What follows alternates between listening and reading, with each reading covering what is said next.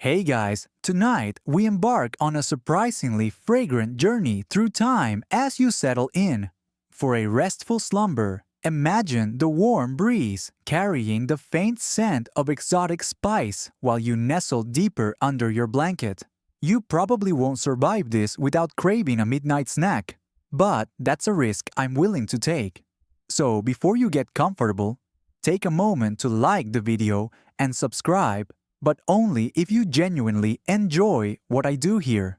Also, let me know where in the world you're tuning in from and what time of day it is for you. Now dim the lights, maybe turn on a fan for that soft background hum, and let's ease into tonight's journey together. You find yourself on the dusty trails of the Silk Road, that 1,000-mile-long caravan route, stretching from the sun-baked plazas of Samarkand to the bustling bazaars of Chang'an. In reality, this network of paths flourished during the Han Dynasty in the 2nd century BCE, serving not only traders but also diplomats, monks, and occasionally lost tourists hoping for a selfie with a camel. Historians still argue whether the initial trade in saffron began as early as 1500 BCE in Crete, or only later in Persia. But evidence of saffron threads woven into Bronze Age fabrics is pretty compelling. Here's your first quirky tidbit. Saffron wasn't just a dye or spice.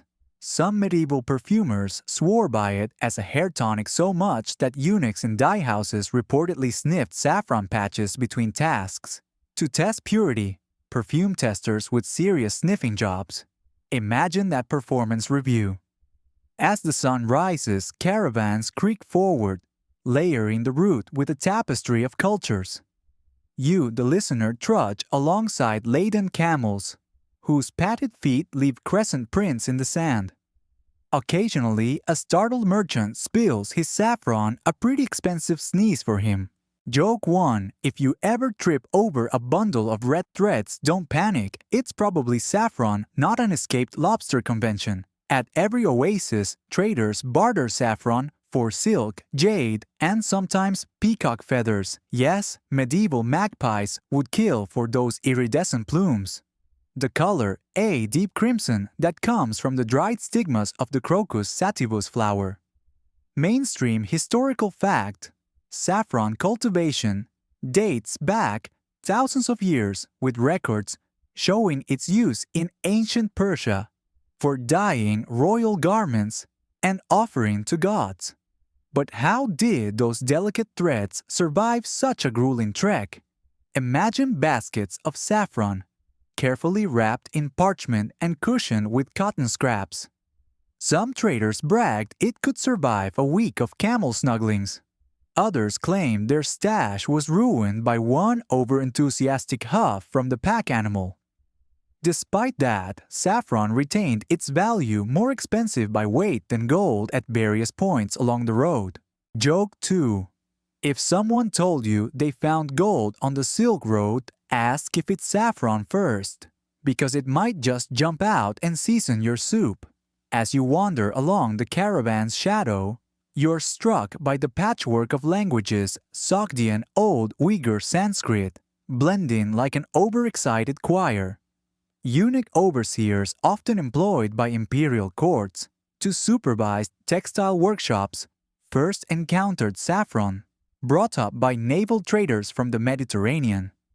Their status allowed them unique access to courtly workshops, which is how saffron dyeing became almost a state secret.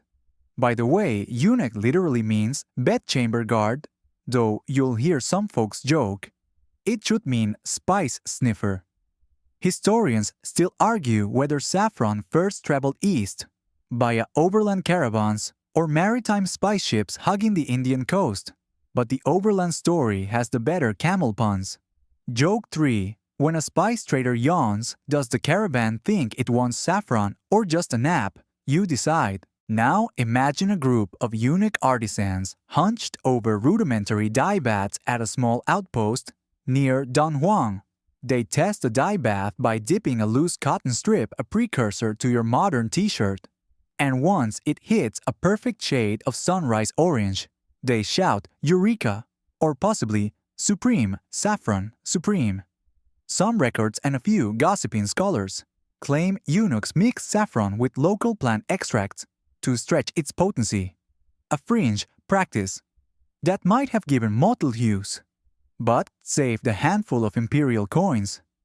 At the edges of the route, local dyers began experimenting blending saffron with indigo or madder root to produce unique shades, though purists sneered at anything less than pure saffron red.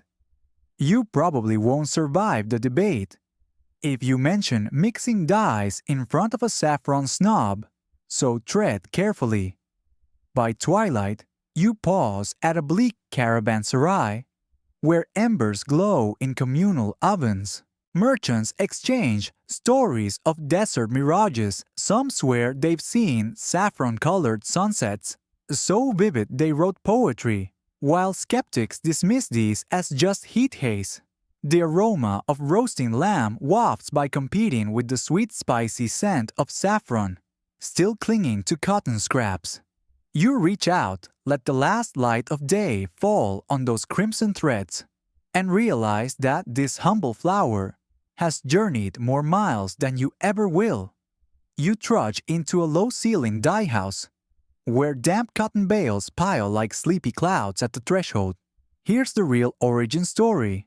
Long before saffron ever met cotton, early textile artisans in the Indus Valley and Mesopotamia were already spinning plant fibers into cloth. Cotton farming dates back to around 3000 BCE in the ancient Indus region, where they coaxed fluffy tufts into fine threads by hand. Historians still argue whether the first recorded cotton dyeing took place in Mohenjo-daro or slightly later in distant Egypt, but what's certain is that the cotton's natural absorbency made it a perfect canvas for exotic pigments that followed. As the eunuch foreman greets you with a nod, remember that bit about perfume sniff tests. You observe how raw cotton gets prepped. The fiber must be thoroughly cleaned, peeled of impurities, and then soaked in a mordant solution to help the saffron stick. Mainstream historical fact: alum was the most common mordant discovered as early as 1500 BCE. Yet, fringes workshops sometimes experimented with bizarre alternatives. Some even claimed that stale camel urine worked wonders as a makeshift fixative for dye, giving garments a slightly sour tang that only true connoisseurs could appreciate. You probably won't survive telling your vegan cousin about that, but it's part of the story. The dye house's earthenware vats stand in a row filled with milky white liquid. Around these quiet chanting rises a ritual meant to bless the dye baths and ensure even color. Imagine a group ASMR session, but with saffron instead of whisper triggers. The eunuch overseer dips a handful of dried saffron threads into lukewarm water, murmuring something about purity and divine hue. Within minutes, the water shifts from pale straw to glowing amber. Fringe tidbit: some dye masters added ground seashells to buffer acidity, a practice that left tiny chalky speckles in the fabric a texture some patrons adored for the illusion of moonlit embroidery. You haul in a cotton strip, gently submerging it into the saffron bath. As you swirl, you notice how the fibers billow like coral in an undersea dream.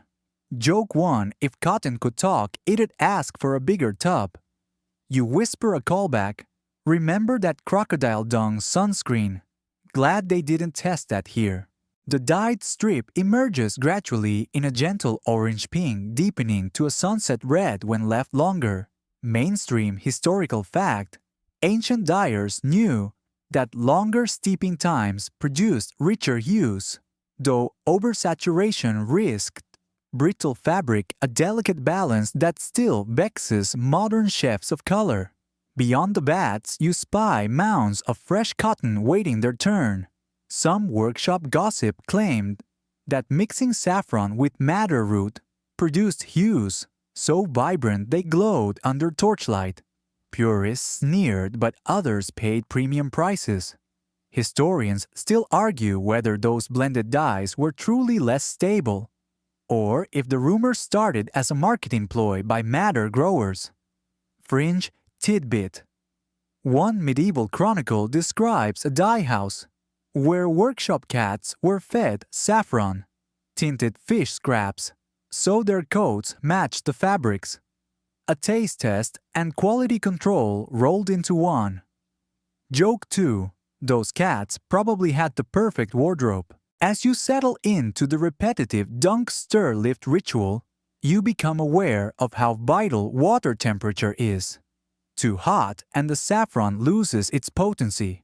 Too cold and the dye barely bleeds into the threads. Workers maintain the vats at an exact warmth, perhaps around body temperature, murmuring temperature readings like modern baristas reciting latte art sizes. Mainstream historical fact dye recipes from 8th century Arabic texts specify heating saffron baths to roughly 98 degrees for optimal pigment release. Historians still argue how widespread these texts were outside scholarly circles, but dye house traditions converged on similar methods across regions. You lean in to smell the bath sweet honeyed with a faint floral note that reminds you of summer evenings in a greenhouse. Joke 3. If you breathe in too deeply, you might wake up craving saffron pancakes. The air carries a faint hint of alum's metallic tang, mixing oddly with the spice, while stray cotton lint floats like lazy snowflakes around the vat. The eunuch foreman face illuminated by the amber glow beckons you to test a different strip. He gestures with one gloved finger, dip, swirl, rise. Without a word, you follow and watch the cotton bloom into color like a flower opening at dawn. Nearby, other yarns hang to dry, on bamboo racks, drooping with saturated color. Their hues range from pale peach through deep marigold to rich apricot, depending on saffron quality and soak time. Mainstream historical fact: the finest saffron yielded a deep crimson, known as royal saffron, reserved for court garments and ceremonial robes, while second-rate threads produced a paler court saffron for lower-ranking officials. Fringe tidbit legend says that some workshops adulterated low-grade saffron with safflower petals and called it sunset saffron, though its authenticity was always suspect. Historians still argue whether sunset saffron was ever as common as the gossip suggested. A hush falls as a senior dyer inspects the drying yarn by torchlight. He pulls a length taut, comparing it against a silken banner pinned to the wall. Under the flickering flame, the yarn glows like embers in a hearth. You recall the caravanserai's dim ovens, and you almost hear the crackle of coals beneath the glow. Callback achieved, your mind drifts back to that roasting lamb scent, mingling with saffron at dusk. As the sun's rays shift through narrow windows, the room brightens, revealing intricate floor mosaics, geometric shapes overlaid with saffron-tinted tiles. Mainstream historical fact: some Central Asian madrasas decorated floors with saffron-infused plaster, believing the color warded off evil spirits. Fringe tidbit: those colored tiles sometimes flaked off into vats, unintentionally adding mineral oxides that produced unpredictable hues, driving purists mad. You probably won't survive telling them, so keep that tidbit under your cloak. Finally, the foreman dismisses you with a gentle nod. You step back into the sunlight, cotton strip in hand, now imbued with the labor and lore of millennia. You've seen how humble cotton first met exotic saffron, and how that spark of creativity ignited a tradition spanning empires. As you wander onward, feel each fiber whisper stories of ancient spinners, daring dye masters, and maybe even those mischievous cats.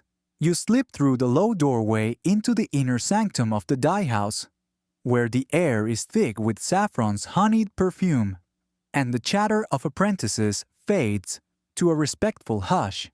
Here, the eunuch guild's secrets truly come alive. These aren't just any overseers.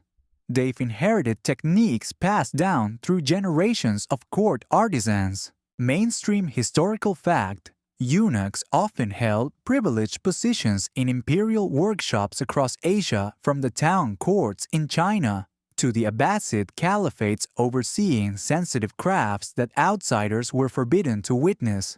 Historians still argue how much of this secrecy was practical security versus pure courtly theater, but the mystique endures. In one corner you spot a long wooden table, strewn with recipe scrolls, its surface stained the color of autumn leaves. The eunuch master unfurls a brittle parchment, the Golden Dye Codex, rumored to be a compendium of saffron formulas, so potent they could rival gold in value. Fringe tidbit: some scholars whispered that a hidden section describes how to dye silk with saffron, mixed into crushed pearls, creating garments that shimmer like starlight. But no surviving examples have ever been found. You probably won't survive breaking into a court archive to verify that legend, so maybe just take it on faith. The eunuch master's voice is calm as he demonstrates the guild's signature stirring pattern. You mimic his movements: scoop saffron threads, stir clockwise 3 times, then counterclockwise twice, pausing to let the dye settle. Joke 1: it's like a dance, call it the spice waltz, but try not to step on the cotton. With each rotation you sense the bath's color deepening the glow, intensifying until the water resembles a liquid sunrise. The master pauses, adjusting the cloth with gloved hands. He looks at you with a knowing smile, as if daring you to guess the precise weave count of that cotton strip. You watch the fibers under his lamp. Each thread is a tiny ladder of potential color, a reminder that medieval artisans counted every stitch. Mainstream historical fact: skilled weavers in medieval Persia could produce textiles with thread counts exceeding 200 per inch, rivaling modern fabrics. Historians still argue whether such fineness was widespread or limited to elite court dyers, but here in this guild, nothing less than perfection will do. You lean closer to catch a whiff of the dye bath, and the fragrance seems to swirl around you, warm, resinous, like stepping into a chapel lit by golden candles. Fringe tidbit: a few eccentric dyers gossip that adding crushed frankincense to the saffron bath could ward off malevolent spirits during the dyeing ritual, a practice derived from monastic incense traditions. You probably won't survive trying that at home, but it's a delightful thought. With the dyed cloth draped over a bamboo rod, you follow the master to the inspection table. Here, dozens of small wooden swatches display every shade, from pale apricot to deep crimson. As you compare your sample, the master taps a swatch labeled Imperial Dawn. You hold yours up, nearly identical, save for a faint, darker speck, caused by the seashell grit from Section 2's fringe method. Callback achieved. Remember that texture you loved. It's back, adding character to your strip. Joke 2. If fabric had online dating profiles, Imperial Dawn would flex its high saturation and rich lineage. No wonder it's always swiping right. Next, the eunuch master instructs you to prepare a secret finishing bath.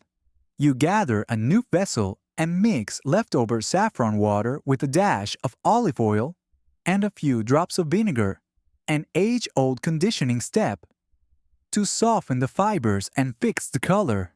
Mainstream historical fact: medieval dyers often employed natural oils and acidic rinses to enhance color, fastness, and hand feel. Vinegar's acetic acid helped close fabric pores. Historians still argue about the exact proportions scribbled in surviving dye manuals, since many recipes use vague measures like 1 finger width of vinegar. You swirl the cotton strip gently in this bath, feeling it absorb a silky sheen. Fringe Tidbit: some court gossip claimed that eunuchs sneaked a few threads out of the workshop to impress lovers. Nothing says romance like saffron-scented bedsheets. You probably won't survive that scandal if it ever got out, so let's keep that between us. As the final rinse drains away, you notice the soft clink of ceramic bowls and the rhythmic drip of water echoing through vaulted ceilings. The chamber feels sacred, like a temple of color. You take a moment to close your eyes, picturing those saffron fields back in Persia, rows of purple flowers glowing under the sun. Joke 3. If tickets sold like that, the Crocus Festival would be the next Coachella of the ancient world. Opening your eyes, you watch the master roll up the sample and pass it to a junior apprentice, who tucks it into a woven basket bound for the emperor's wardrobe. You realize that this simple cotton strip you dye could one day adorn royalty, maybe even a crown prince. Mainstream historical fact: saffron-dyed textiles were reserved for high-ranking officials in many empires, with strict sumptuary laws dictating who could wear certain hues. Historians still argue how rigorously those laws were enforced in remote provinces, but here in the heart of the empire, the rules are ironclad. Before you step back toward the exit, the eunuch master places a hand on your shoulder, a rare gesture of camaraderie. He nods as if to say, "You're part of our secret now." And just like that, you carry with you the guild's wisdom, the precise stir count, the secret finishing bath, and the whispered legends of pearl and frankincense. As you leave that hallowed room behind the corridor, leading out is lined with jars of other exotic pigments, cochineal, indigo, kermes, all mere understudies to Saffron's starring role. You retrace your steps past the drying racks, now empty, and recall the rhythmic chants that once filled the air. A final callback, that ASMR-like ritual still echoes in your mind, a soft murmur, guiding every dip and swirl. Outside, the sky is streaked with dusk, and you can almost taste the promise of evening. Cotton in hand, head full of secrets, you set off to find where this saffron-dyed story leads next. You wake before dawn and trudge through dewy fields, where rows of delicate purple crocuses nod in the morning breeze. As a saffron picker in medieval Persia, particularly around the famed Khorasan region, you're part of a lineage stretching back millennia. Mainstream historical fact: Khorasan's high-altitude climate and well-irrigated soils have made it a saffron hotspot since at least the 10th century CE, with harvests timed to the autumn bloom. Historians still argue whether the saffron crocus originated in Greece or was first cultivated in Iranian plateaus. But either way, you're standing knee-deep in lavender blossoms. The field is hushed except for your soft breath and the occasional chirp of a lark overhead. Your fingers brush against cool petals as you crouch to pluck each flower by its stem, careful not to crush the fragile stigmas inside. Fringe tidbit: some folk believed these violet fields were haunted by flower nymphs who cursed harried pickers with sneezes if they weren't gentle, so you murmur apologies under your breath lest a phantom sneeze jinx ruin the precious yield. You cup your hands around the bloom, peel back 3 slender red threads, and pinch them at the base to pull free the golden orange stigmas. Joke 1: it's like plucking the strings of a tiny harp, except if you mess up the emperor's robes, end up looking like a toddler's watercolor project. Each crocus yields only 3 to 4 stigmas, so you quickly learn that saffron's value isn't hype. It does take thousands of flowers to make a single ounce.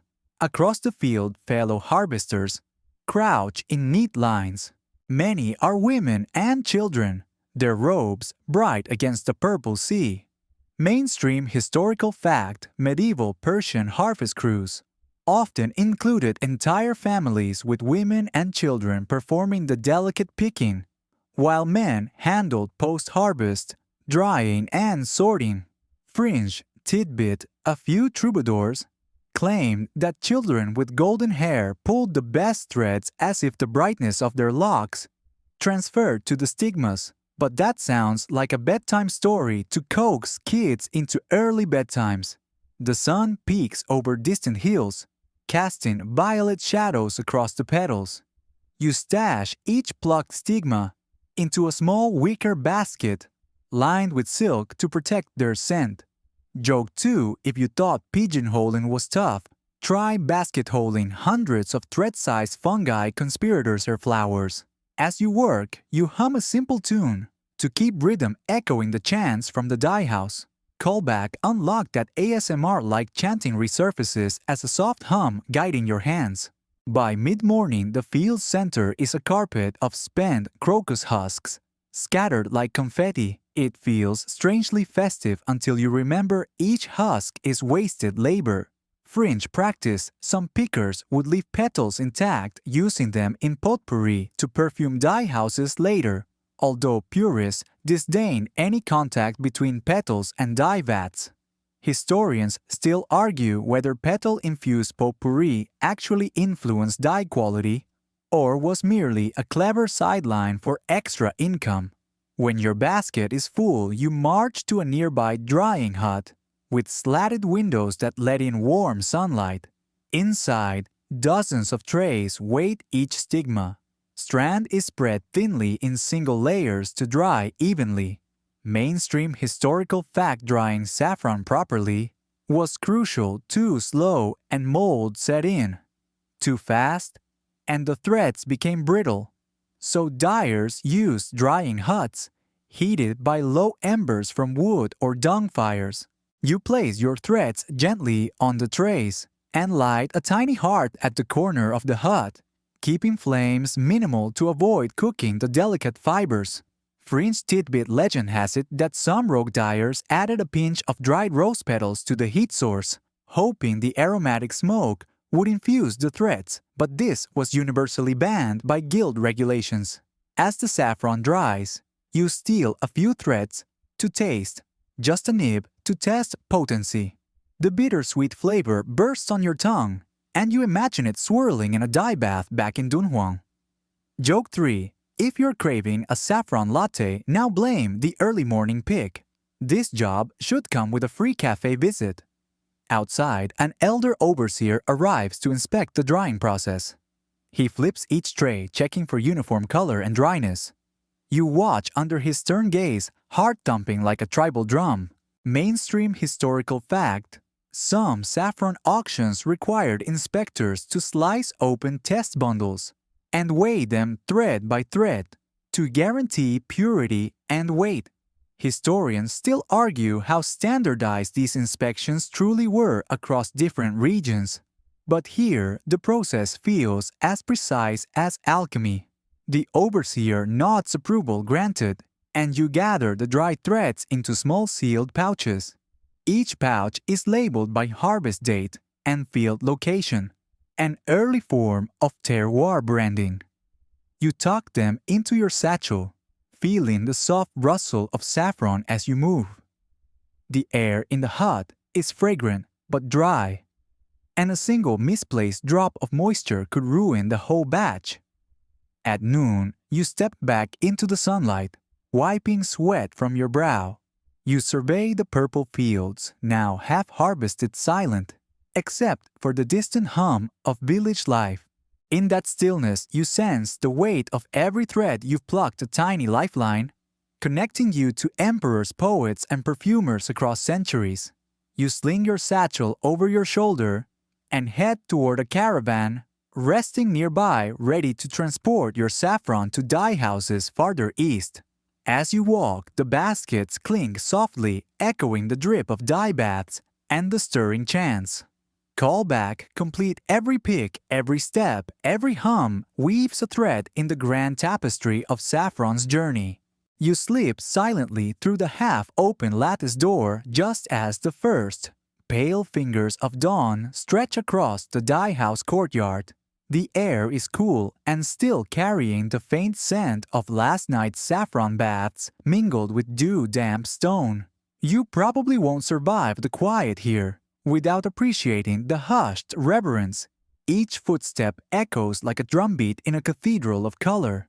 Mainstream historical fact: medieval dye houses often began work at first light to take advantage of natural shadows and consistent morning temperatures, crucial for even dye uptake. Historians still argue whether opening so early was strictly practical or part of a broader ritual schedule imposed by court astrologers, but either way, you feel the solemnity settle around you. In the narrow soaking hall, long wooden beams support rows of hanging cotton strips, their undyed fibers pale as ghostly whispers. Apprentice dyers move in synchronized silence, each carrying wicker trays of mordanted cotton that drape like spectral scarves. You step in your sandals, whispering against stone floors, slick with last night's rinse water. Fringe tidbit: some workshops decorated their soak halls with talismanic bird's claws, hung above vats to ward off evil spirits drawn to the alchemy of color, though there's no record of those talismans ever actually scaring off anything more dangerous than a curious cat. You probably won't survive telling that to a superstitious apprentice, so tuck that under your robe. As the sun climbs, a eunuch overseer lights a single oil lamp, its flame dancing in a soft amber halo. He gestures for you to take a strip of cotton from the soaking vat. This is the pre-dye ritual dunk. You lower the cloth slowly, letting it drink up the cool alum-rich solution. Joke 1: if that cotton had taste buds, it'd be asking for a chaser of honey water. You swirl the cotton 3 times clockwise, then counterclockwise, twice a callback to the spice waltz from section 3, and let it rest, suspended droplets falling in a slow, meditative drip. The room remains hushed until the overseer begins a low chant in Old Persian, the syllables rolling over the vats like distant thunder.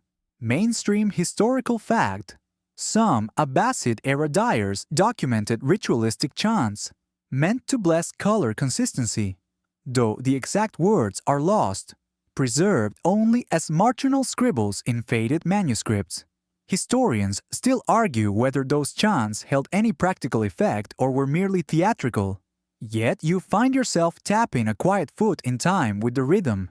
Fringe tidbit rumor has it that a few rogue masters once experimented with chanting in reverse order to unsettle rival workshops, creating dye shades that were supposedly more vibrant, but no credible samples survive. You probably won't survive trying that here, not with the eunuchs watching. You move to the next station, where linen strips soak in hot, saffron-infused water over a gentle flame. As you lower your cotton into the bath, the color blooms around it like sunrise, captured in liquid form. Joke 2: if you blink, you might miss the exact moment it turns liquid sherbet. You hold the cloth there, letting threads drink until they glow faintly orange-pink, the color deepening as you stir 3 stirs for purity, 2 for sheen, and a silent bow for good measure. In the corner, trays of previously dyed strips hang to dry their ends, brushing the floor. Mainstream historical fact: medieval dye houses used elevated drying racks to ensure airflow, reducing mildew risk and preserving color vibrancy. Historians still argue whether some dye houses used enclosed drying chambers with heated air or simply relied on breezy courtyards. But the streak-free lines on those drying strips speak for themselves. You notice an apprentice measuring water temperature by dipping a copper rod into the vat. If it turns oddly blue, the acidity is off. Fringe tidbit: a few eccentric dyers believed that copper rods soaked overnight in saffron baths became memory rods, recording each dye session's unique signature for future reference. You probably won't survive believing in color memory metal, but it's a charming metaphor for the dye house's obsession with perfection. The overseer beckons you forward for a color check. You hold your cotton strip up against a series of wooden swatches pinned to a beam. The morning light streams through a small window, illuminating each shade in subtle gradients. You compare, swivel, and adjust until the hue matches what they call dawn silk, a pale coral, reserved for early morning court ceremonies. Callback unlocked that same hue glowed in Section 1's Imagine Sunrise over Samarkand's bazaars. Joke 3. If fabrics could text dawn, silk would send a good morning emoji at dawn sharp. Satisfied, you hang your strip to dry. Then join the other dyers at the low table. For a quick repast, thin flatbread, steeped in saffron water and sweet dates. You take a bite, letting the gentle spice lull you into a deeper respect for this dawn ritual. Mainstream historical fact: saffron-infused meals were common for artisans believed to bolster stamina and ward off dye-related fatigue. Historians still argue how widespread this practice was beyond wealthy workshops. But here you taste its lingering warmth. As the sun fully rises, the hall awakens to low chatter and the soft clink of ceramic bowls. You finish your bread brush, stray cotton fibers from your sleeve, and step back to admire the early work rows of strips moving like a slow-moving rainbow. The hush has broken, replaced by the gentle hum of organized motion. But the ritual's calm spirit remains intact. With the dawn ritual complete, you breathe in the warm, spicy air, the ilk of cotton and saffron, mingling in a scent that feels like a promise.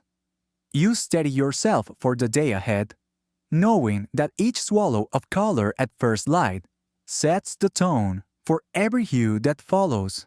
As you leave the soaking hall, the soft glow of dawn silk greets you, an early triumph of ritual craftsmanship, and that ever-elusive golden spice. You slip into the dye house's central hall just as the mid-morning sun streams through high latticed windows, casting golden stripes across the stone floor. Here, the grand ceremony of the golden dye ritual unfolds, an event so sacred that you almost hesitate to breathe. Mainstream historical fact: imperial dye houses in medieval China and Persia conducted formal dyeing ceremonies where saffron baths were treated like offerings to deities, complete with incense and ritual bows.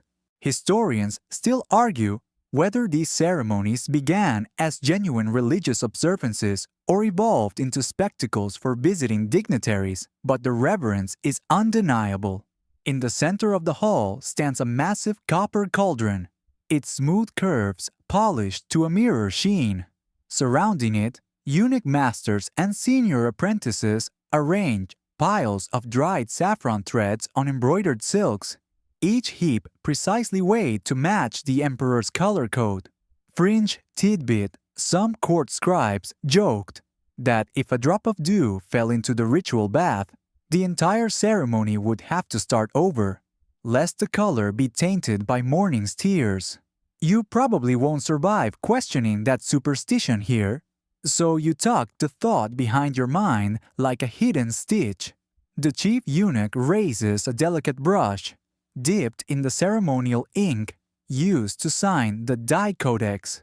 With a solemn flourish, he inscribes the bath's date batch number and even the moon phase. After all, some workshops believed lunar cycles influence saffron's potency. You mimic his gesture, feeling the smooth glide of ink on copper. Joke 1: it's like calligraphy for color. But if you misspell batch, the emperor might notice. As the ink dries, a hush falls. The head eunuch places his hand on the cauldron and whispers an invocation in a language you don't understand, possibly Sogdian or a ritualized form of court Persian. Then, on his nod, apprentices heave in baskets of distilled water and pale linen bundles pre-soaked in mordant. The cauldron hisses softly as steam rises, carrying saffron's honeyed aroma in ribbons through the hall. Next, hundreds of saffron strands are sprinkled into the molten broth in measured handfuls. Each handful represents a specific hue grade, from the lightest dawn gold to the richest sunset red. You stand at the edge of the circle watching saffron threads unfurl, like silk ribbons, turning the water from clear gold to molten topaz. Fringe tidbit: a few ancient texts mention dyers adding powdered unicorn horn to early ritual baths. An apocryphal note that probably referred to crushed narwhal tusk. But the myth endured. You probably won't survive bringing up unicorns with these purists. So let that one be. The chief eunuch raises his ornate staff, a wooden pole, tipped with a gilded finial shaped like a crocus, and dips it into the bath. You mimic his motion, feeling the cauldron's warmth at your fingertips. Joke 2: if you get too close, you'll end up with saffron-glazed hands that smell amazing but are hard to scrub off. With the staff lifted high, the eunuch master proclaims, "May the hues shine brighter than the sun," and gently stirs the bath in 3 clockwise spirals, 2 counterclockwise reversals, and a final flourish upward, echoing the spice waltz from sections 3 and 5. Callback achieved. Each swirl feels like a dance step you've memorized. Then he bows deeply, and apprentices ring a lone brass bell to mark the ritual's completion. A low chant begins, this time in unison, a soft drone that vibrates through the hall's columns. You join in your voice, a quiet thread in the tapestry of sound. Mainstream historical fact group chanting was common in dyeing ceremonies to maintain a steady tempo, for stirring and prevent uneven color patches. Historians still argue whether chanting actually influenced dye consistency or simply kept artisans synchronized, but at that moment you feel its power. As the chant fades, the eunuch master signals you to approach with a white linen cloth. You lower the fabric into the shimmering bath, then lift it slowly, letting droplets cascade back into the cauldron. The cloth emerges awash in glowing saffron yellow, almost too bright to look at directly.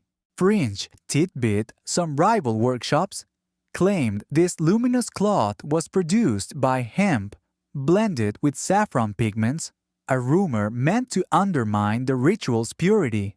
You probably won't survive debating hemp here, so just nod appreciatively. You drape the cloth over a polished bronze trestle and step back to observe its sheen. The hall's sunlight hits the fabric at the perfect angle, igniting a golden aura that seems to pulse like a living flame. Joke 3: if this fabric had an Instagram filter, it'd be called Eternal Glow. Senior eunuchs examine your swatch, whispering in hushed tones. One of them holds the cloth to his cheek, describing its silky warmth as a desirable tactile quality. Mainstream historical fact tactile assessment: feeling the fabric's hand was as critical as color matching in elite workshops.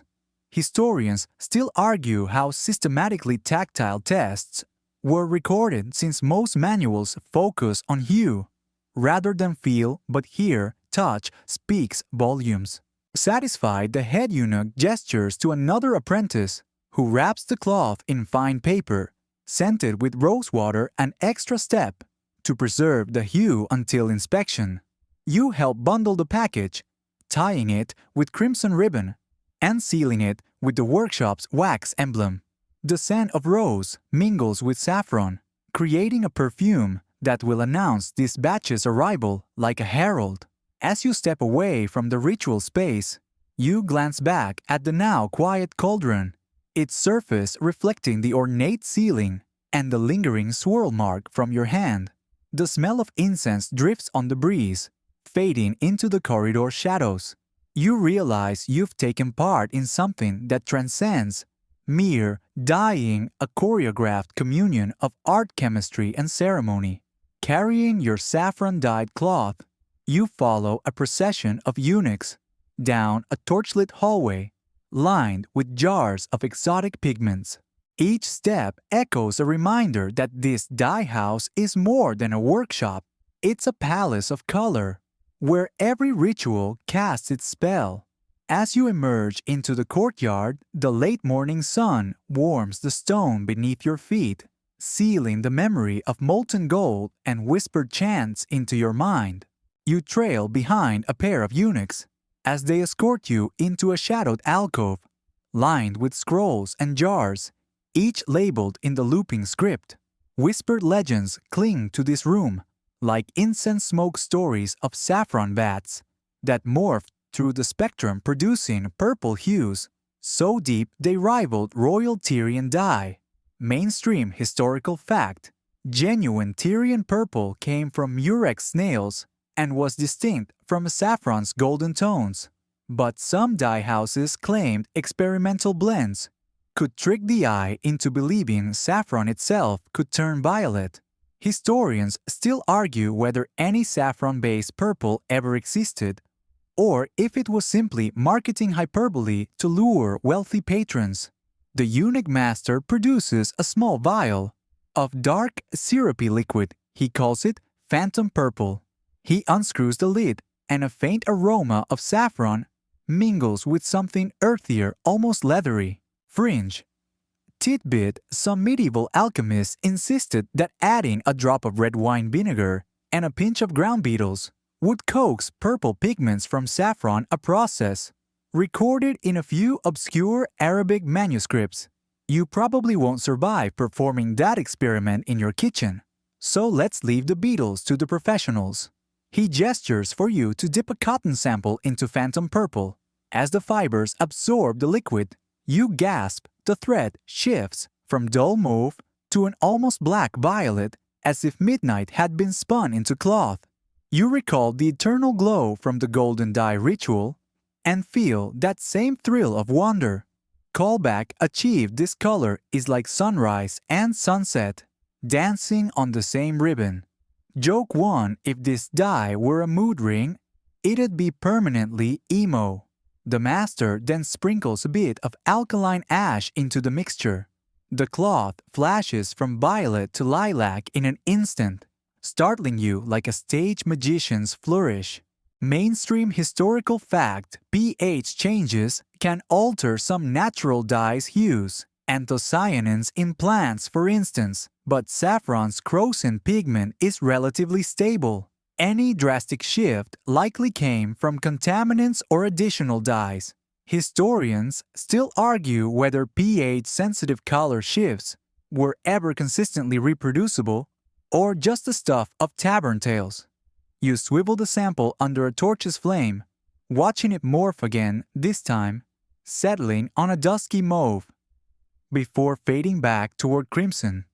Fringe tidbit: a few troubadours sang of saffron's living cloth, claiming robes made with phantom purple would subtly change color with the wearer's mood, a rumor that inspired several court scandals when nobles accused rivals of sorcery. You probably won't survive those allegations, so let's keep the mood-sensing textiles firmly in the realm of myth. Joke 2: if your shirt changed color with your mood, at least you'd never need to explain why you're wearing a sad face. You lean closer to study the dye bath, which now simmers in tantalizing shades of burgundy and violet. The eunuch master taps a swatch pinned to a lacquered board labeled Imperial Dusk and smiles. He quotes a fragment of a lost text: "When saffron sleeps, it dreams in purple." You swallow hard, wondering how many sleepless nights went into perfecting that poetic recipe. Mainstream historical fact: sumptuary laws in Byzantine and Persian courts strictly regulated purple dyes, reserving them for emperors and high priests. Any color imitating purple would still be subject to penalties if it infringed upon imperial prerogative. Historians still argue whether fringe saffron purples ever skirted these laws or if offenders were simply punished for presumptuous taste. A hush descends as the master guides you through an acid test, dropping a tiny bit of lemon juice onto the cloth to see if the hue shifts again. It does blanching briefly before returning to purple. You nod, feeling like an alchemical detective deciphering nature's secrets. Fringe, practice rumor among dyers, claimed that moonlight-soaked saffron threads produced the truest purple under acid, which led some workshops to schedule midnight harvests, an endeavor that caused more than one bleary-eyed harvest crew to nod off and miss precious blooms.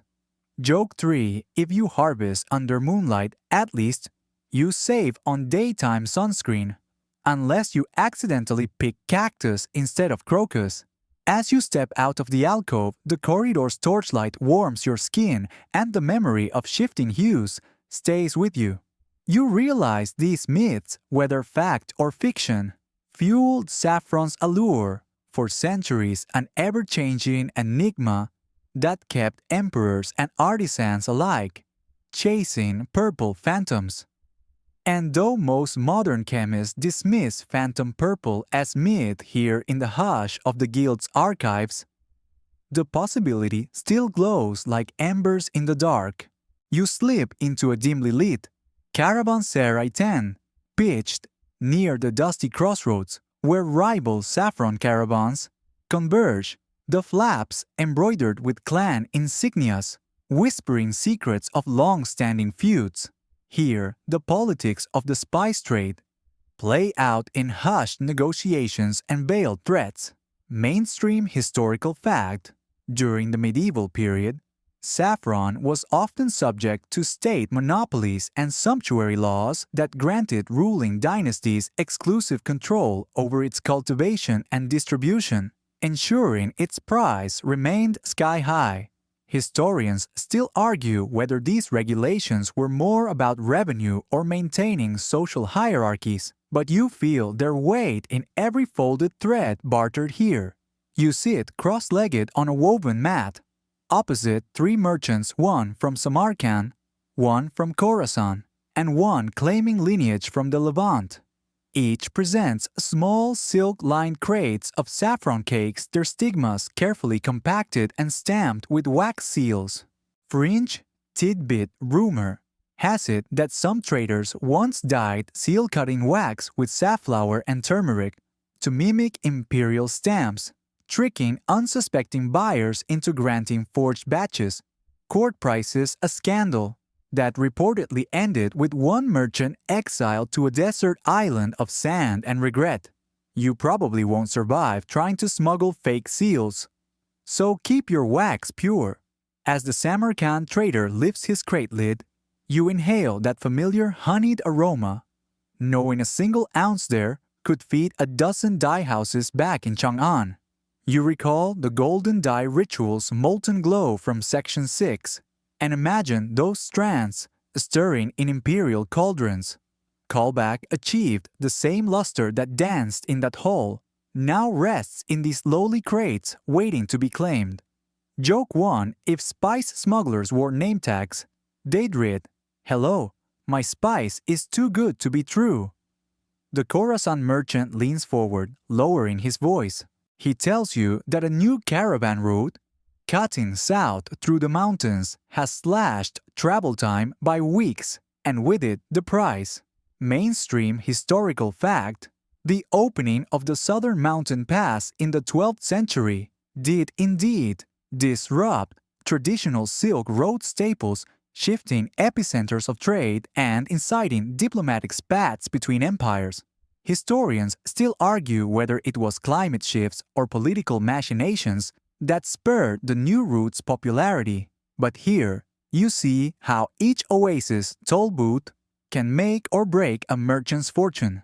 The Levantine merchant scoffs, arguing that saffron grown in wetter Mediterranean soils was more potent, an age-old brag that reignites a fierce debate every market season. Fringe tidbit: some production centers mixed Mediterranean saffron with leftover camel fodder to bulk up the volume, a practice so despised that the buyers demanded pits of saffron for proof. threatening to dunk dishonest sellers in brine. You probably won't survive being brined, so taste carefully and trust your nose. You clear your throat, reminding them that today you broker deals on behalf of the Emperor's dye house. Every ounce you acquire will adorn royal robes and incense-woven tapestries. Their eyes gleam. You're no ordinary middleman. A eunuch scribe appears, tallying offers in a leather-bound ledger, his quill scratching like a scorpion on parchment. Mainstream historical fact: court-appointed agents often accompanied caravans to secure desired spices and textiles, using imperial decrees to coerce local merchants into favorable contracts. Historians still argue whether these envoys exploited loopholes or upheld trade codes. But either way, you hold the emperor's mandate like a scepter. Joke 2: if debt collectors wore togas, they'd call them toga callers. As negotiations stretch on a tense hush, falls when an envoy from a rival court storms in her robes, trimmed with gold thread and saffron yellow accents, proclaiming allegiance to another dynasty. She demands that the merchant of Samarkand honor her exclusive rights to his next harvest, citing a decades-old treaty scribbled on battered parchment. Mainstream historical fact: diplomatic charters sometimes granted monopolies on certain goods to influential courts or religious orders, fueling regional power struggles. Historians still argue how legally binding these charters truly were, since many were lost or deliberately destroyed in warring campaigns. But the threat of military reprisal lent them considerable weight. You lean back, swirling a small cup of spiced tea to calm your nerves. Fringe tidbit: some merchants spike their tea with a dash of saffron to steady their hands before high-stakes bargaining, believing the spice sharpen wit. And judging by your racing pulse, it might be true. You probably won't survive this meeting without a calm mind, so sip carefully. The gold-trimmed envoy slams her treaty onto the table, and the merchants murmur among themselves. You step forward, tapping the treaty lightly and pointing to the phrase, "Imperial Interest." You remind her that the Emperor's Vault of State decree supersedes regional alliances and unspoken code that chases would-be challengers away faster than a caravan stampede. Callback unlocked. You feel the same authority that presided over the golden dye ritual, now wielded here in the murky world of commerce. Joke 3: if treaties had expiration dates, their flags would read terms and snooze. After tense moments, the envoy bows stiffly and withdraw her saffron yellow train, brushing the tense edge. The merchants exchange relieved glances. You log the final price, steep but fair by imperial standards, and the crates are sealed with your wax emblem.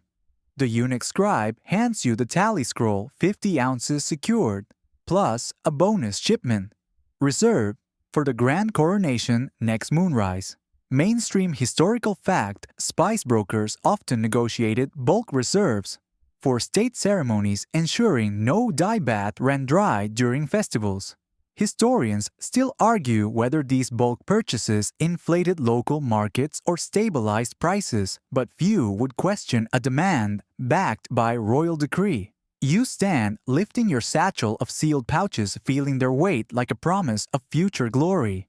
As you step out of the tent, the afternoon sun slices through the desert air, and you can almost feel the heat that will greet those threads in distant dye vats. The merchants bow, their faces etched with respect and a hint of envy.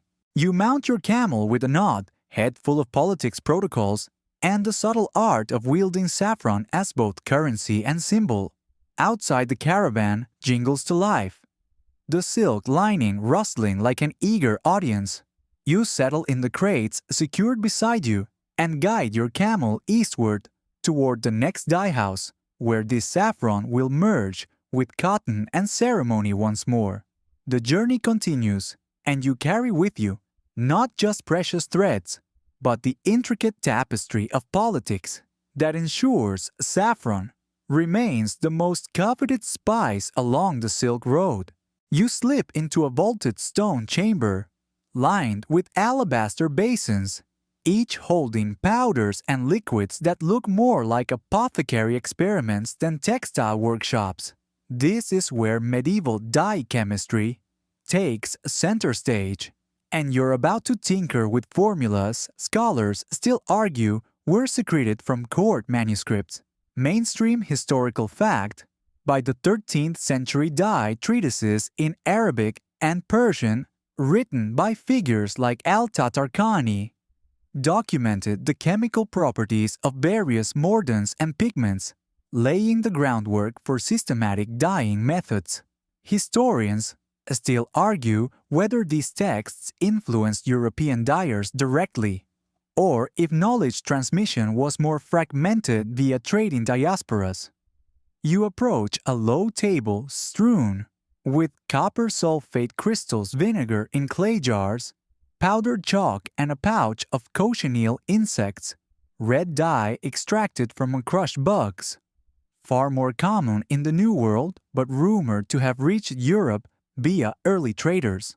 Fringe tidbit: some eccentric alchemists believed that saffron's crocan pigment could be activated by blending it with cochineal, producing a deeper, more color-fast red, though most dye masters scoffed at the notion.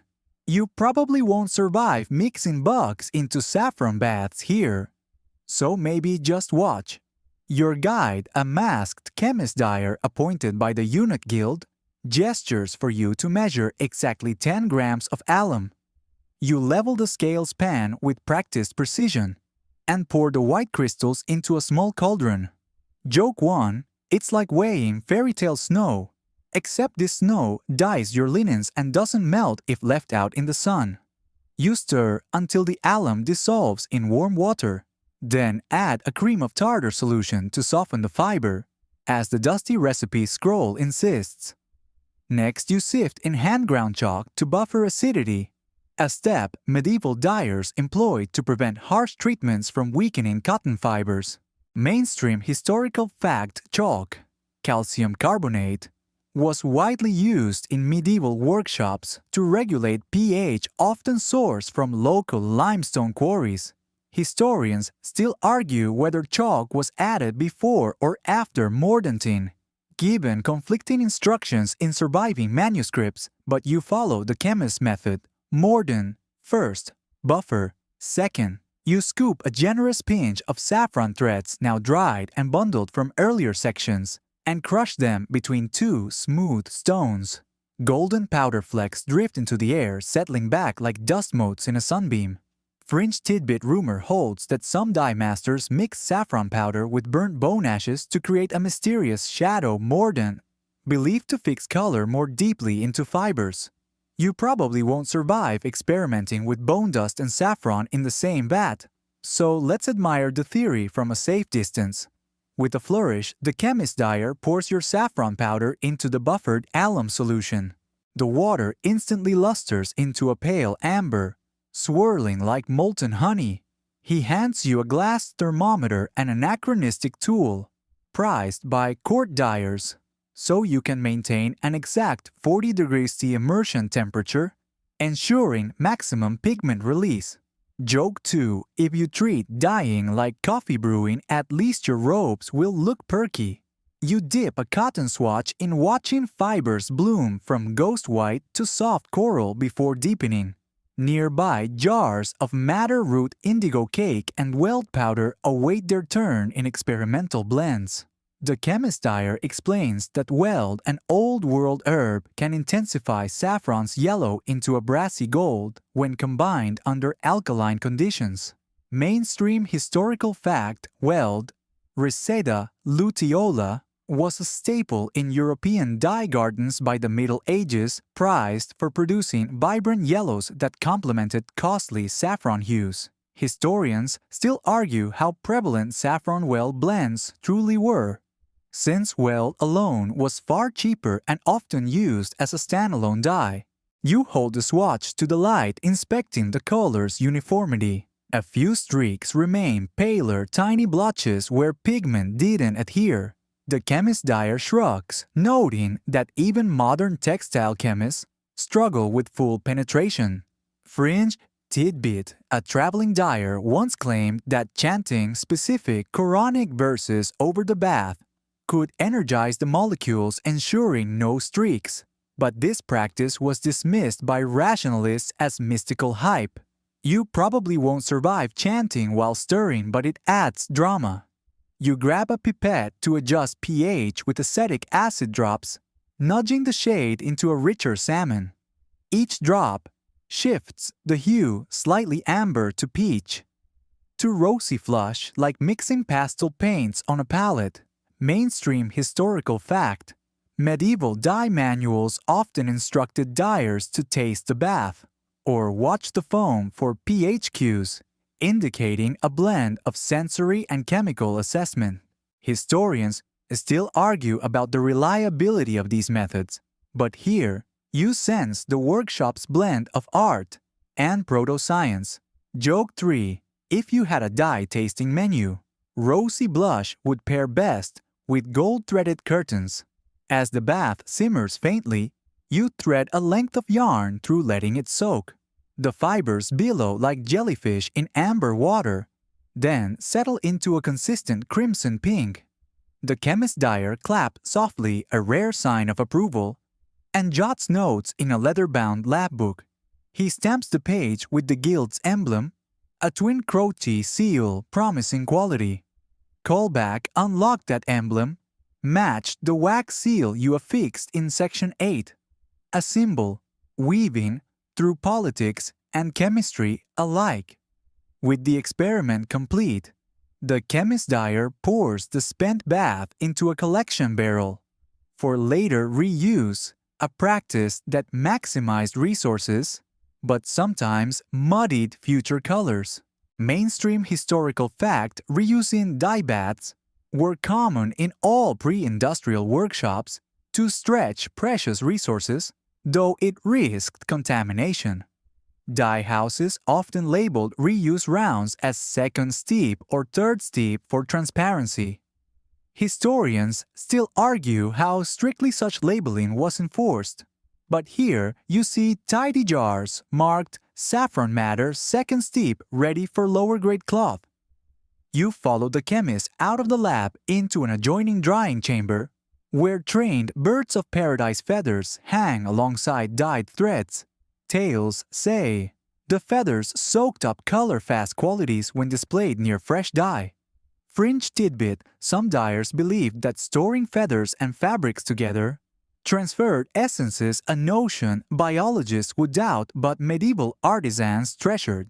You probably won't survive snagging a feather for home decor, so resist the urge.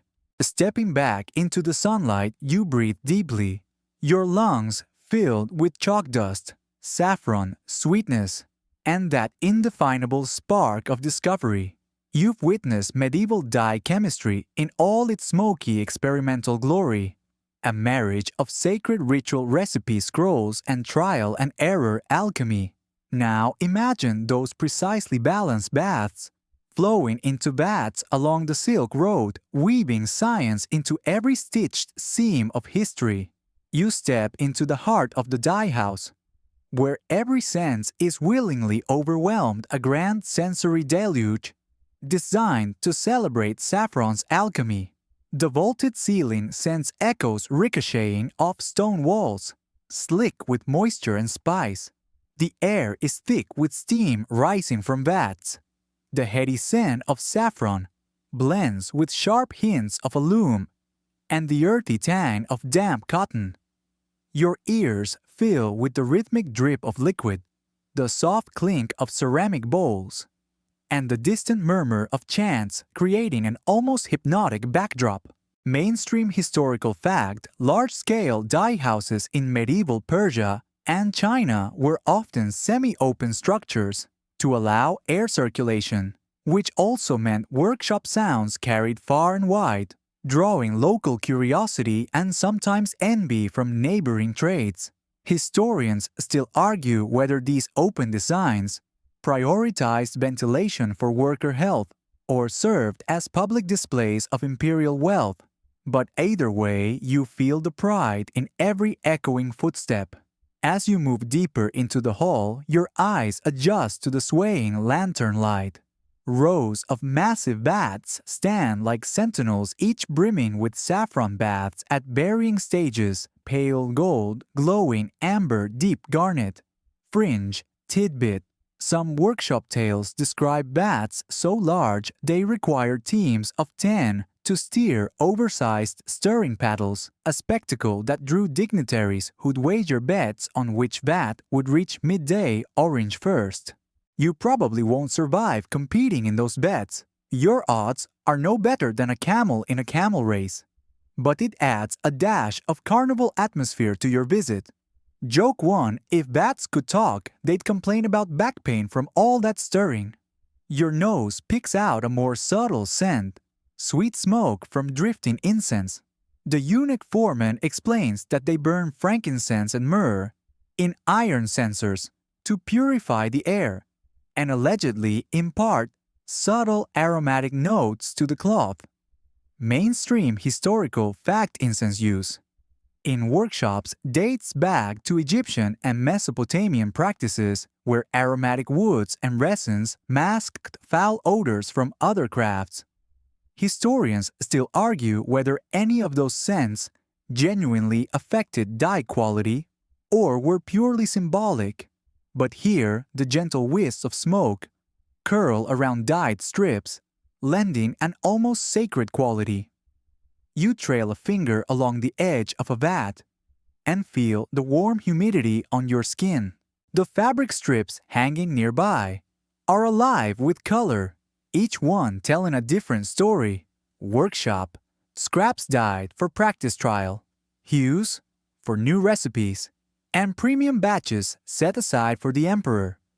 Fringe tidbit rumor has it that apprentices would hide tiny secret messages on trial strips, names, dates, love notes, knowing no one would read them after a few immersions.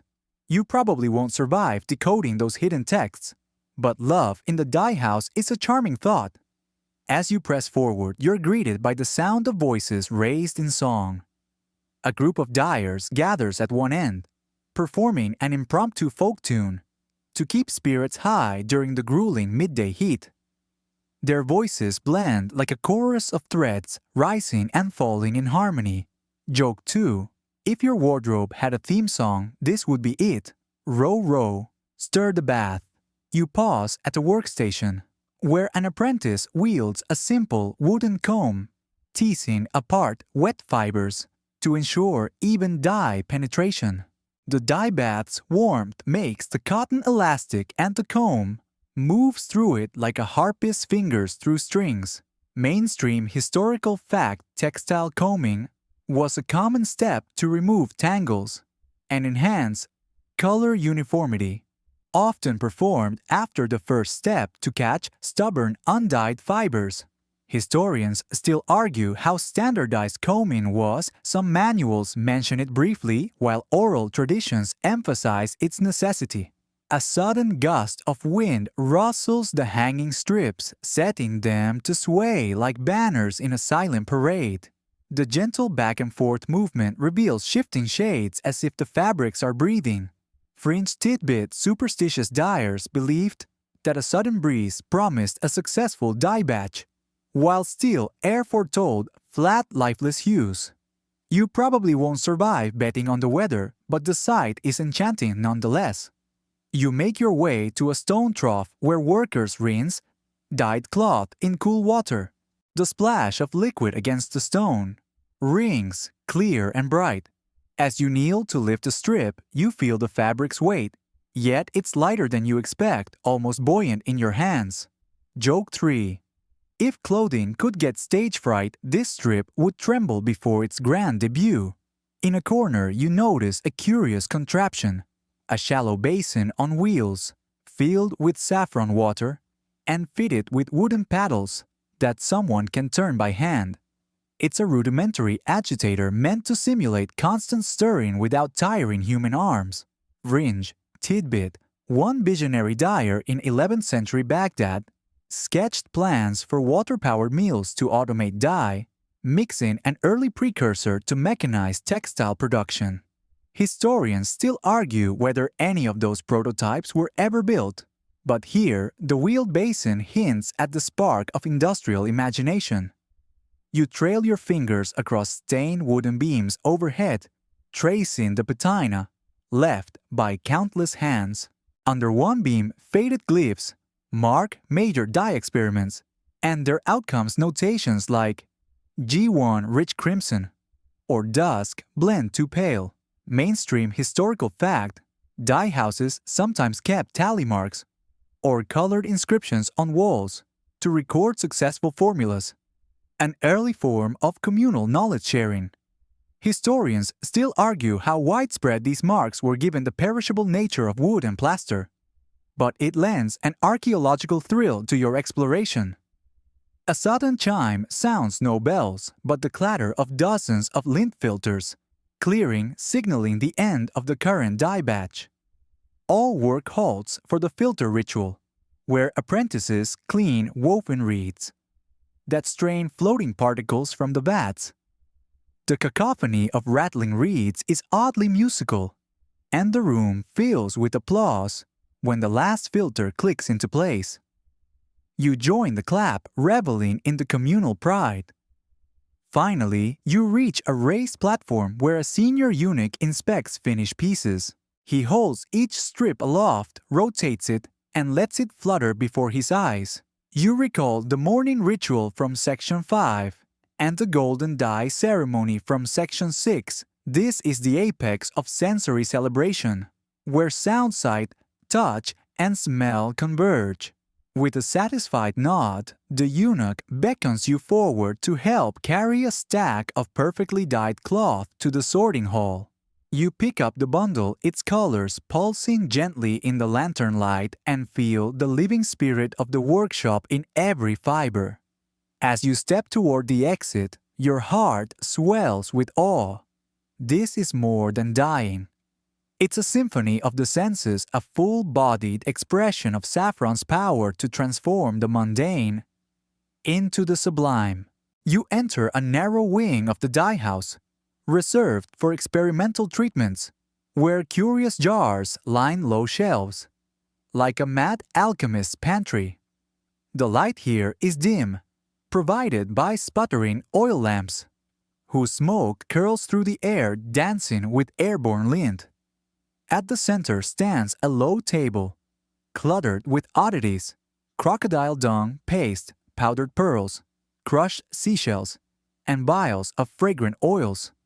You probably won't survive breathing in every aroma at once. But that's part of the adventure.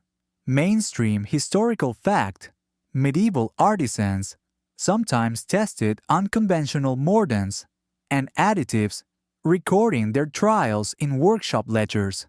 While crocodile dung sounds bizarre, animal-derived fixatives were not unheard of in desperate attempts to boost dye adherence. Historians still argue how widespread such fringe practices were, since most official manuals frowned on anything unorthodox. A eunuch master beckons you over, lifting a chipped clay jar, labeled in the cramped script, Gaviales Solis, Crocodile of the Sun. Fringe tidbit: some dye house rumor mongers insisted that crocodile dung, rich in digestive enzymes, helped open cotton fibers to better absorb saffron pigments, though cleaners complained it smelled worse than swamp water. You clutch your nose as he pries off the lid, releasing a pungent cloud that makes your eyes water. The master scoops a small dollop of the dung paste onto a wooden pallet and gestures for you to mix it with a bit of warm saffron bath water. You swirl with a thin spatula until the paste dissolves into a murky yellow slurry.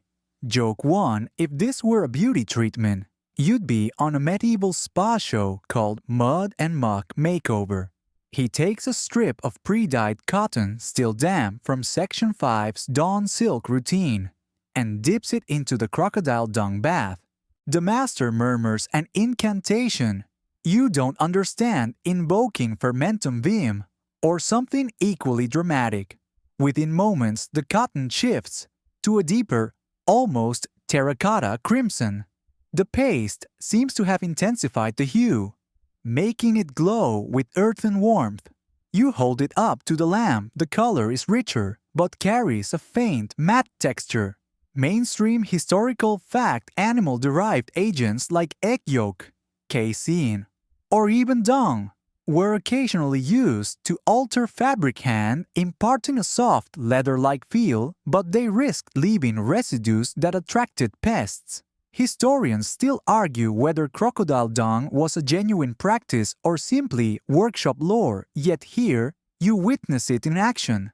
Fringe Titbit, an eccentric dyer, once claimed that wafers of dung-treated fabric, when worn in rain, released faint hisses as the enzymes reactivated an effect he dubbed hissing silk. You probably won't survive hearing your cloak whisper in the downpour, so maybe skip the rainy day garments. Joke 2. If your clothes started whispering, they'd probably gossip about your laundry habits. Next, the master leads you to a low shelf, holding glass vials of crushed pearl mortar. He sprinkles a pinch of iridescent powder into a fresh saffron bath and stirs until the liquid shimmers like moonlit water. This additive, he explains, produces a subtle opalescent sheen, an effect fit for the moon goddess according to one poet. You dip a linen sample and watch it catch the lamplight in tiny sparkles as if dusted with starlight. Mainstream historical fact: pearl powder, composed mainly of calcium carbonate and protein, has historically been used as a cosmetic and artistic medium, prized for its luminescence. Historians still argue whether pearls were grounds for dye baths often enough to justify such investment, but luxury courts certainly indulged in unusual extravagances. Fringe Tidbit gossip says that pearl-dusted cloth once sold for twice the price of plain saffron dye because the shimmer masked minor weave imperfections, but some buyers felt tricked when the sparkle faded over time. You probably won't survive that kind of buyer's remorse, so buy your shimmer wisely. Joke 3. If your jacket could sparkle, it'd make disco look dull. Finally, the master gestures to a pile of powdered shells. These grit-laden crystals were stirred into saffron vats to create a subtle speckled effect, reminiscent of sun-kissed sand. You sprinkle a small handful into a vat of glowing orange and watch as tiny white flecks drift within the bath. You roll a cotton swatch in the mixture, then lift it free. Now it bears a delicate spatter that glints when caught at the right angle. Mainstream historical fact: shell grit, mainly composed of calcium carbonate, was sometimes added to baths to adjust hardness and texture, but also inadvertently created speckled fabrics. Historians still argue whether such speckling was intentional artistry or a byproduct of sloppy cleaning protocols. Here, you see it both ways. As you examine the patchwork, you recall the mosaic tiles from Section 2, where leftover plaster flakes once fell into vats producing similar textures. Callback unlocked medieval artisans found beauty in happy accidents as much as planned techniques. Stepping back, you observe that the experimental wing hums with soft chatter dyers, debating the merits of each additive, some proclaiming crocodile dung the next big breakthrough, others sneering at its stench. The air is a blend of honeyed, saffron, briny shells, and digestive enzymes, a cocktail no modern perfumer would brave. You pat your garments lightly to remove stray grit and follow the master out into the main hall. The contrast is stark behind you: alchemical chaos. Ahead, ordered vats and solemn rituals. You feel privileged to peek behind the curtain, where secrets and squalor mingle to forge new artistry. As you step into the daylight, you wring your palms and discover faint golden stains from the saffron, mangled by dung and pearl. You smile, knowing these quirky experiments, whether odd or ingenious, played their part in medieval dye houses' relentless pursuit of color perfection. You arrive at the bustling market square just as traders begin assembling their stalls under canvas awnings, striped in muted reds and blues. The scent of spices mingles with fresh bread and vendors hawk dates, pistachios, and leather goods alongside textiles. Your role today is to showcase the saffron-dyed fabrics you helped create.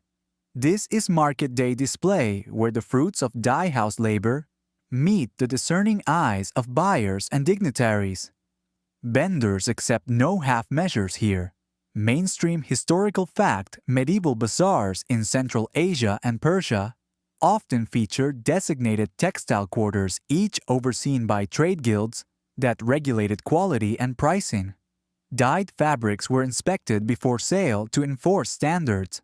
Historians still argue how strictly guilds controlled these markets in frontier towns, but in major centers like Samarkand and Nishapur, regulations were famously rigorous. You set up your stall beside a caravan of silk merchants, draping panels of saffron-dyed cotton across polished wooden beams. The fabric's hues range from pale marigold to deep sunset red, each shade labeled with the origin dye method and harvest date. Fringe tidbit, some vendors broke tradition by including embroidered anecdotes on labels, tiny stitched stories recounting a dye master's triumph, or a caravan's narrow escape from bandits blending marketing with storytelling. You probably won't survive reading all those footnotes before the crowd arrives. So focus on the colors first. As the morning sun climbs, a steady procession of buyers approaches. First are local dyers, seeking wholesale orders for smaller workshops. They prod the fabrics, rub them between fingers, and sniff for residual scents, a true test of authenticity. You recall the Dawn silk from Section 5 and the Imperial Dawn from Section 3. Noting how those names ring familiar in buyers' requests. Callback achieved reputation, travels faster than caravans. Joke 1 if fabrics had Yelp reviews. These would be 5-star, no question. Next, affluent merchants from distant courts arrive their entourage bearing gift baskets of fresh pomegranates and rosewater flasks. They pause before your display, eyes widening at the rich golden glow of the finest saffron hue. One noblewoman drapes a length around her shoulders and steps into a nearby mirror. Though glass is still a luxury, artisans fashion polished metal plates for reflection. Mainstream historical fact mirrors in the medieval Islamic world often used polished bronze or silver, serving both functional and aesthetic roles in high-end textile markets. Historians still argue when glass mirrors first became common, but metal mirrors remained prized for their clarity. The noblewoman inspects the drape, running her fingers along the edge. You offer her a cup of saffron-infused sherbet, sweet tangy, and cooling, an age-old courtesy to climate-weary shoppers. Fringe tidbit, some merchants mixed a drop of pomegranate molasses into the sherbet to honor local tastes, though purists argued it muddied saffron's subtle notes. You probably won't survive offending a court palate, so let that syrup remain a secret. Word of your stall's quality spreads, and soon a small court envoy arrives, bearing a sealed scroll stamped with the emperor's emblem. They request a ceremonial bolt of saffron-dyed cloth for an upcoming festival. Mainstream historical fact, imperial envoys routinely scouted markets for premium textiles ahead of royal events, reserving the best for state ceremonies. Demand often outstripped supply, driving prices even higher. Historians still argue whether emperors directly funded such purchases or used tribute from provincial governors. But here, the envoy's presence speaks volumes. Joke 2. If court requests had an RSVP deadline, this one would be fashionably late. As you negotiate, a rival merchant from a neighboring stall eyes your selection jealously. He leans in and whispers that his saffron cloth comes from a batch harvested during a lunar eclipse, said to imbue garments with mystical protection. You recall Section 6's lunar invocation and Section 7's purple phantoms. Callback unlocked, every thread carries lore. You smile politely and counter with your pitch, harvested under clear autumn skies. When crocus blooms stand at peak potency, the noble envoy nods appreciatively. Science over superstition wins this round. Joke 3. If textiles could give speeches, this bold just delivered a TED Talk on dye excellence. The envoy signs the scroll and hands you a messenger bird token, a small wooden talisman, marking your order in the imperial registry. You tie it to the bolt, ensuring it travels securely to the palace. Nearby, customers press coins into your leather pouch, gold dinars, silver dirhams, and copper fulus each piece, a testament to saffron's worth. Mainstream historical fact: saffron's value often surpassed silver by weight, making it a strategic commodity in medieval economies. Historians still argue how much such wealth was hoarded versus reinvested in local industries, but here, the clink of coins echoes saffron's enduring price. Feeling a surge of pride, you watch as villagers examine discounted remnants. Short strips sold cheaply to clothe families or patch old garments. Even lesser hues find eager buyers, proof that saffron's glow appealed beyond elite circles. Fringe tidbit: some peasants believed that dyed rags still carried protective saffron essence, tying scraps to livestock collars to ward off disease. You probably won't survive convincing your goat to wear a tiny saffron rag, but the sentiment is heartwarming. As the sun tilts west, traders begin packing unsold lengths and relics of dye baths, small vials of leftover saffron solutions, sold for perfumers and local apothecaries. You gather your remnants, noting which shades were most popular and which names resonated. Tomorrow's batch will reflect these insights, perhaps a deeper sunset red or a lighter dawn gold. You sometimes think this market insight is the true secret behind the craft, knowing what stories and colors sell alongside technique. When the last buyer departs, you roll up the final bolt of saffron-dyed cloth, securing it for the journey eastward. The market square grows quiet, the smell of saffron lingering like a fading dream. You've showcased not just dye quality, but the artistry, history, mythology, and politics woven into every thread. And as you mount your camel under a sky streaked with evening light, you carry more than cloth, you bear a tapestry of human ambition, creativity, and the ever-shifting hue of the world's most precious spice. You follow the dusty caravan trail as the midday sun dips toward afternoon, the golden light dancing on saffron-laden satchels around your saddle. Word has reached distant courts that your dye house's output remains unrivaled, but fashions and fortunes shift with startling speed. Today, you witness fading spice dominance and the subtle decline of saffron's once unquestioned reign over textile color. Once upon a not-so-distant century, there was scarcely a noble's robe or ceremonial banner that didn't boast saffron's warm glow. But in the 14th and 15th centuries, new dyes and changing tastes began to nibble at saffron's empire. Mainstream historical fact: the rise of cheaper plant dyes like weld and turmeric, and eventually imported cochineal and madder, offered vibrant alternatives, driving saffron's market share down in some regions.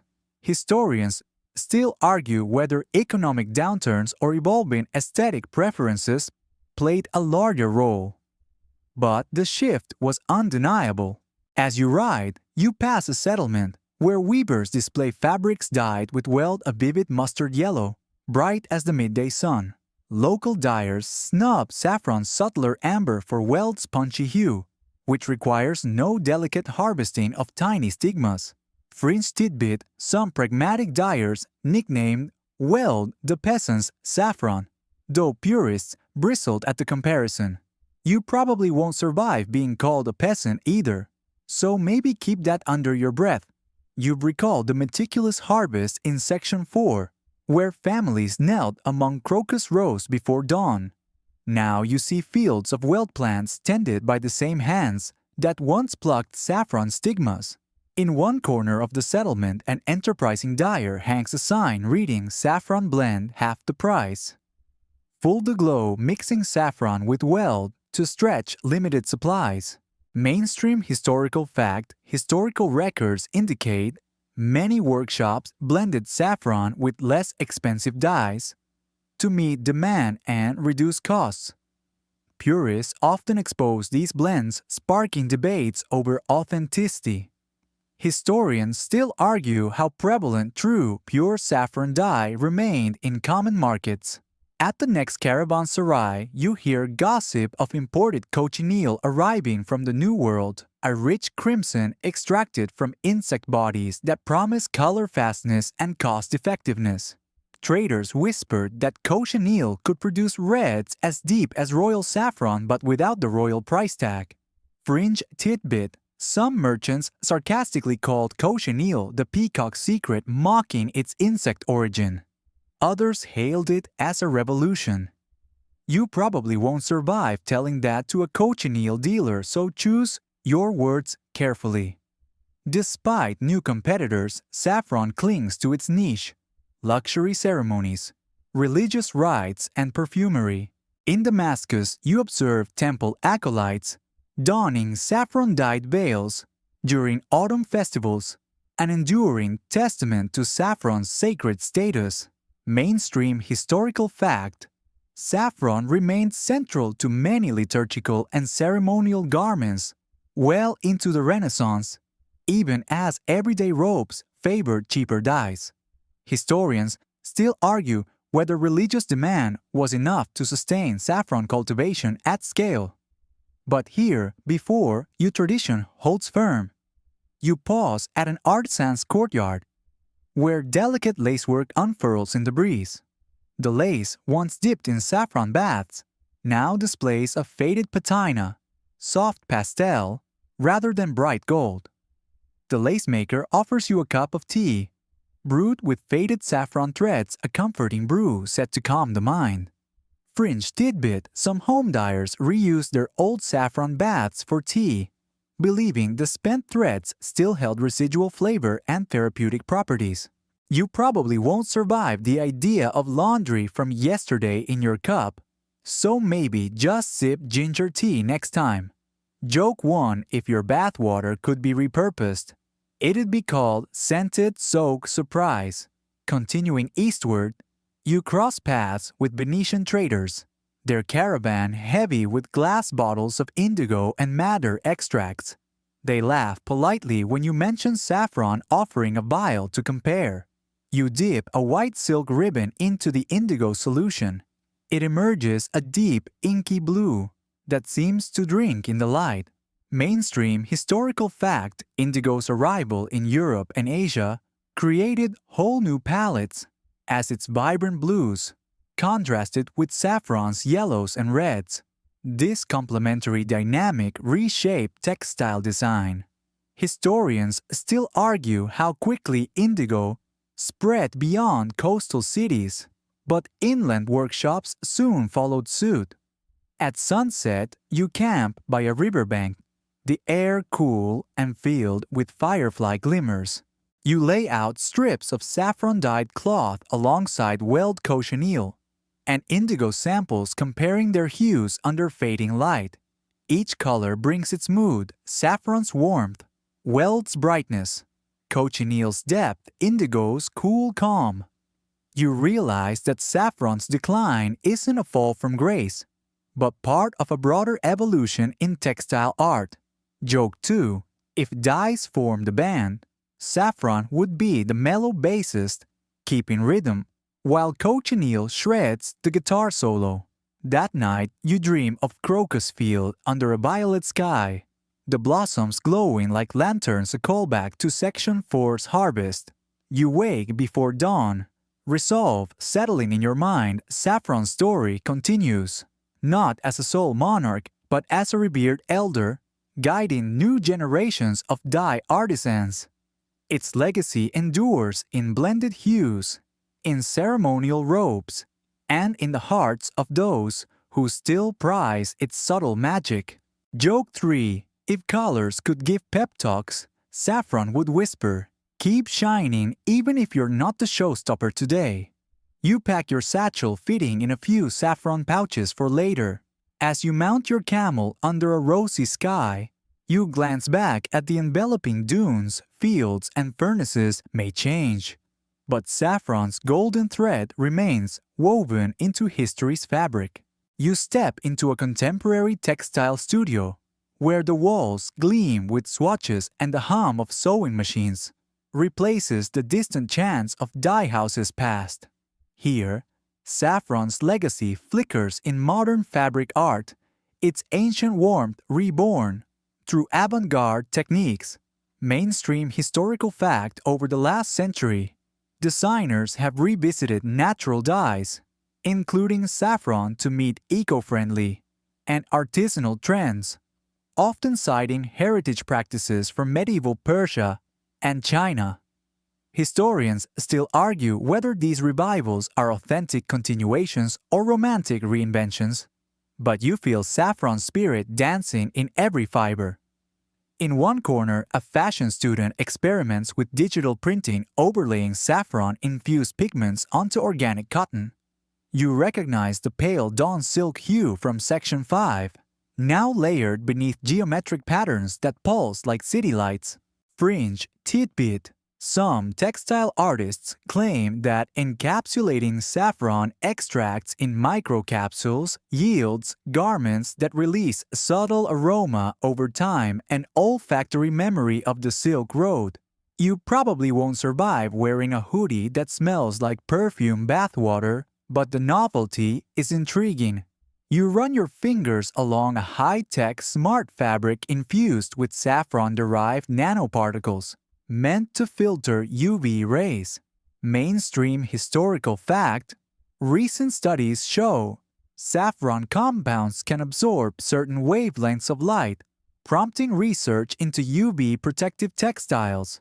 Historians still argue whether these applications honor traditional dye uses or veer into purely scientific territory. Yet here, you see saffron's molecules repurposed for sun hats and sports gear. Joke 1. If scarves could moonlight as sunscreen, they'd be the ultimate multitaskers.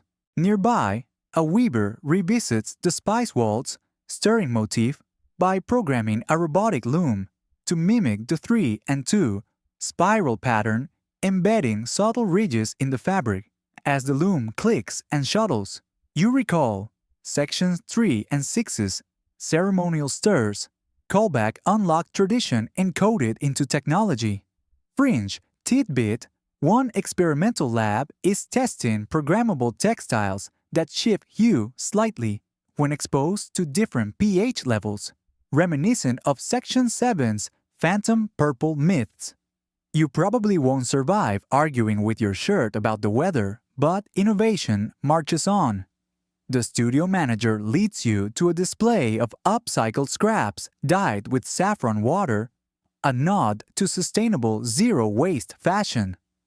Pale orange rags transform into art installations, wall hangings that ripple like midnight dunes under spotlights. Mainstream historical fact: zero-waste upcycling has roots in traditional textile economies, where every scrap found a new purpose, from patchwork quilts to ritual offerings. Modern designers revive these practices for ecological impact. Historians still argue whether today's upcycling truly honors folk traditions or commodifies them, but these pieces feel both fresh and ancestral. Joke 2. If leftover fabric scraps had career paths, they'd be the freelance artists of the textile world.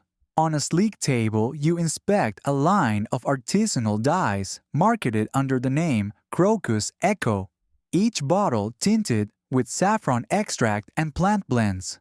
They promise everything from drape-enhancing finishes to antimicrobial properties, claims backed by lab tests rather than whispered legends. Fringe tidbit: one startup claims their saffron-based dye is self-cleaning, drawing on saffron's historic use in preserving textiles. Historians still argue whether such ancient preservation lore holds scientific weight, but stain-resistant scarves are selling fast. You probably won't survive spilling coffee on that scarf and expecting magic, but consumer reviews are glowing. As afternoon light filters through loft windows, a group of interns gathers for a workshop on heritage dye journeys. They trace Saffron's itinerary from Section 1's silk road crossings to current biodesign labs. You smile at their earnest notes, remembering the quivering crocus stigmas you plucked in Section 4. Callback: complete generations, link arms across centuries through Saffron's thread. Joke 3. If lectures had dress codes, this one would specify wear your saffron-colored enthusiasm. At day's end, you stroll through a gallery showcasing fashion pieces dyed entirely with natural pigments.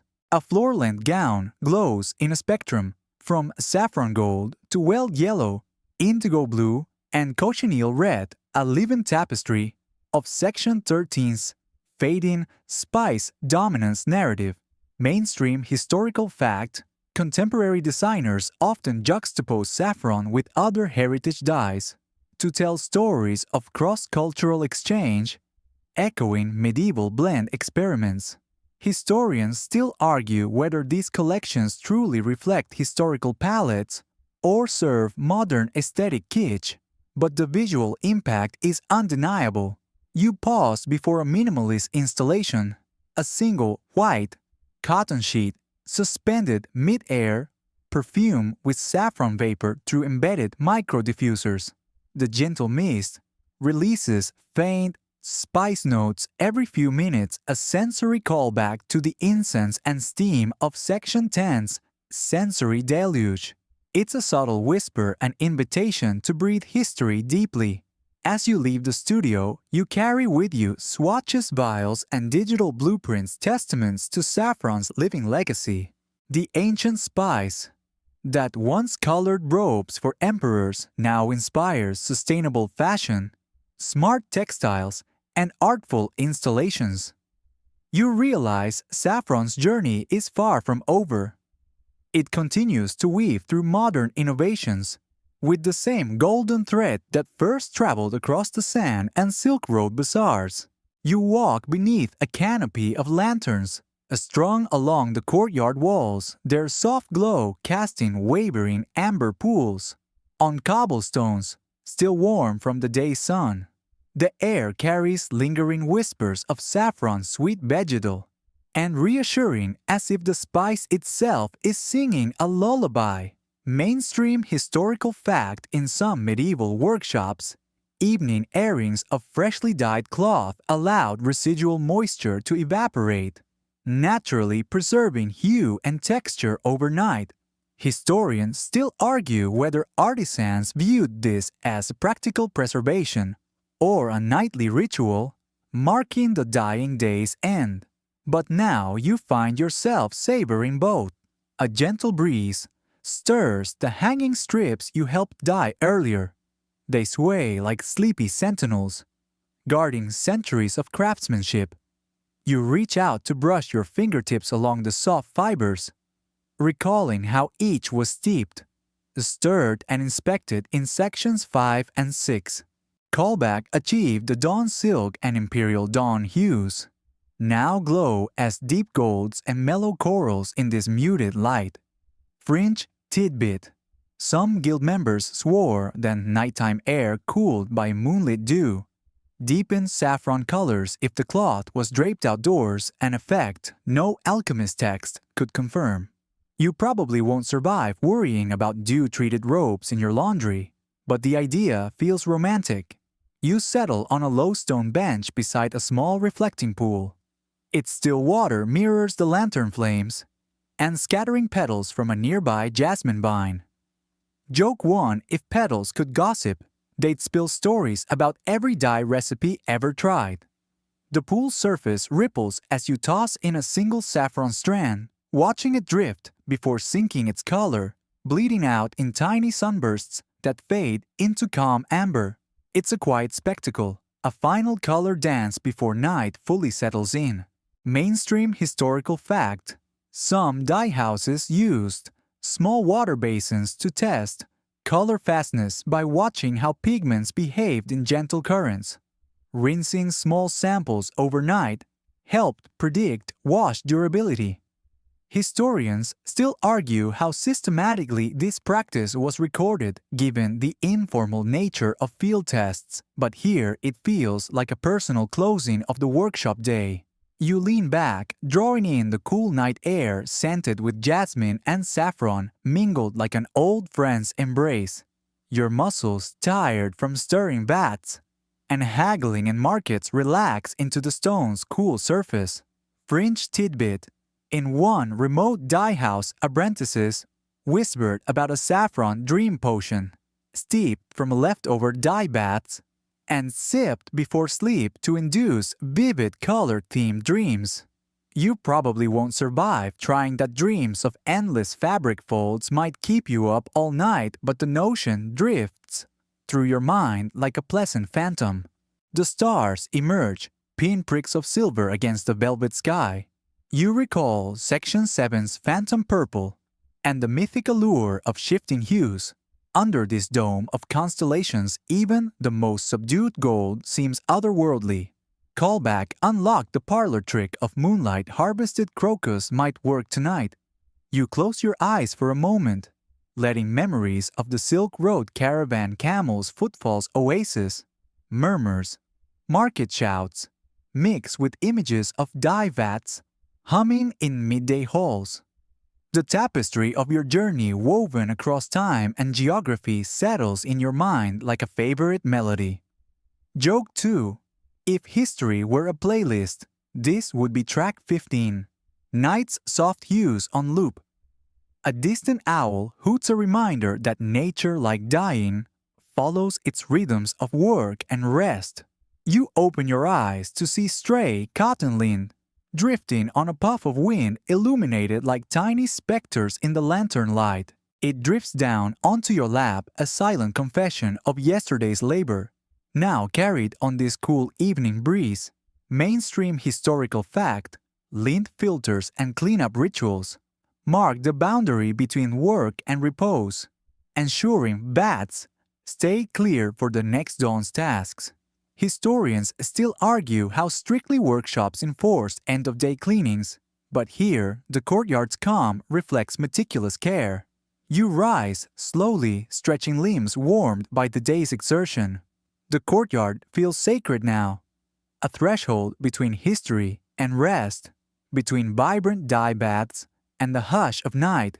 Fringe tidbit: one dye house legend tells of apprentices placed under a silent vow after the final lantern was lit, forbidden to speak of the day's secrets until sunrise. You probably won't survive that vow. Your thoughts are too full of color and story, but the hush is comforting nonetheless. With a final glance at the glowing fabrics, you step away from the bench.